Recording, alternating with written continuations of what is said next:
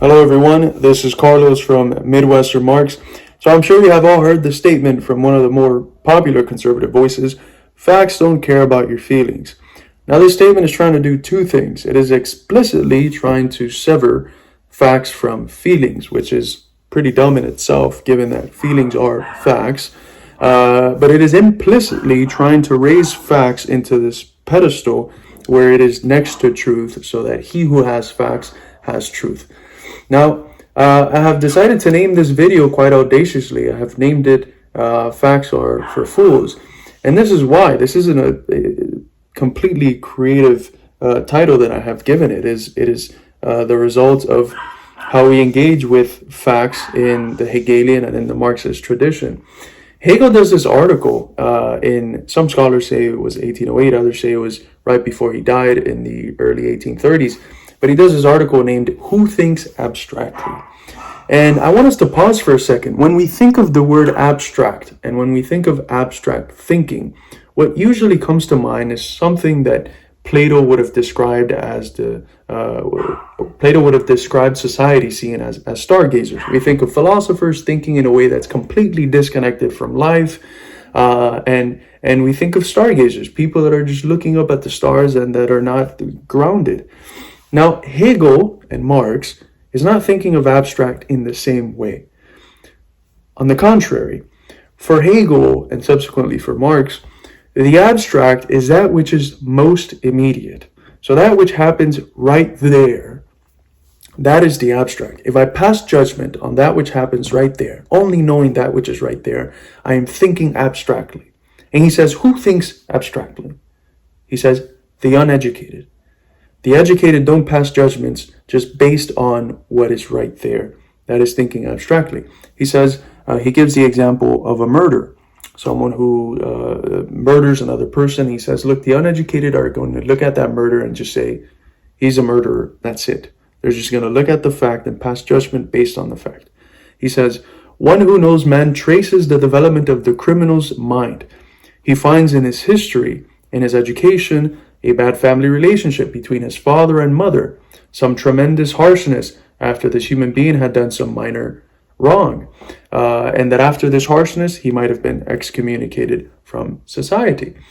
So he says, the person that is educated takes that fact, realizes they can't pass judgment based on that fact, because that fact is quite divorced from truth, and what he does is look at the history that is behind the fact.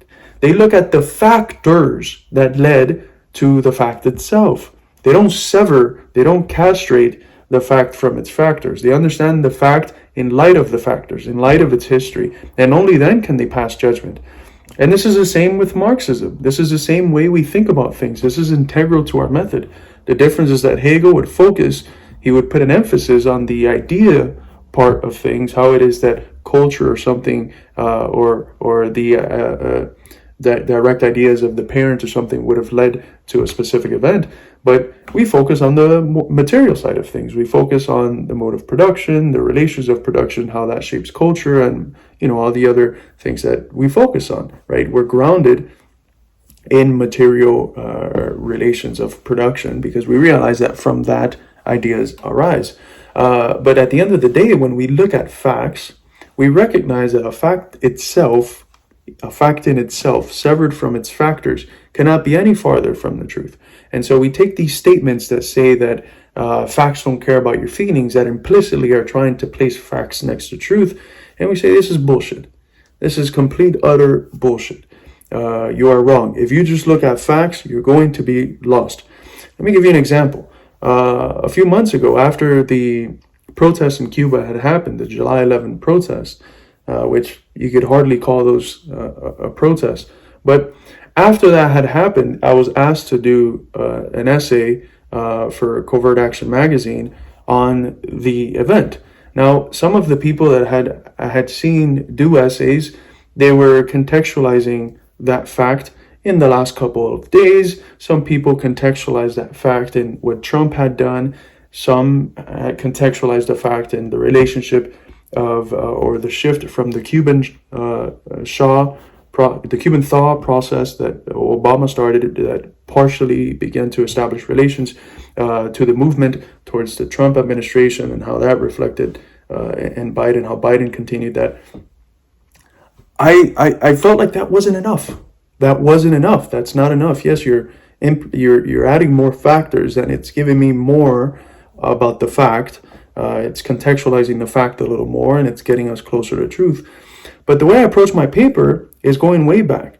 I went back to the history of colonial Cuba under Spain, how that colonialism forced the conditions of soil erosion that Cuba has now because it was made dependent on growing sugar, how that translates then into a sort of semi-dependency on selling that sugar and trading it with the US towards the end of the 19th century, how that translates then into the involvement of Cuba in the involvement of the US in the Cuban War of Independence, how that establishes a de facto imperialist dominance of the US over Cuba, how that then reflects into the next 50 years of Cuba before the revolution, what happens during the revolution, the relationship of American imperialism after the revolution, the blockade and the numerous covert tactics that have been used by the US empire, literal fucking, oops, I'm sorry for the F word,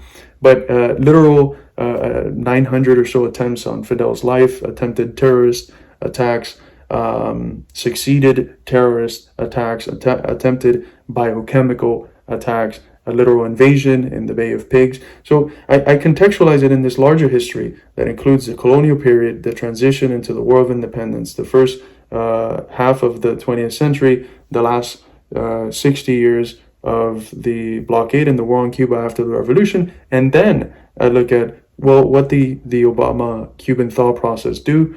How was that reversed by Trump? What was added to that reversal, and how was that maintained by Biden? Why was it maintained? And what's the relationship of that to the vote in the United Nations, in which basically every country on earth said that the U.S. should lift the blockade against Cuba? So I think that I was able to get to a certain level of truth from that fact, not because I just looked at the fact, but because I was able to contextualize it in this multiplicity, in this plurality, in this history of factors that allowed such a protest like that to take place. And also it allowed me, when I'm able to do that, to understand why it is that within 15 minutes after the uprisings had taken place, the streets were flooded with pro-revolutionary Cubans, right? Because I was able to contextualize what are the benefits that the Cuban Revolution has brought to its people. Why are the hardships here? And how are people thinking about the hardships? Do they think it's a problem of communism, or do they think it's a problem of the empire and the imperialist blockade? So if you just look at facts, you're lost. You're lost. You have to contextualize facts in their factors, in their history, in order to understand them. So if you ever encounter a conservative in your debates in undergrad or wherever you are, a coworker who tells you, facts, no. If you only look at facts, you're going to be as far away from the truth as you can. You got to look at factors, you got to look at the fact's history in order to properly understand the fact itself. If not, you're just castrating the fact from that which allowed it to be a fact in the first place.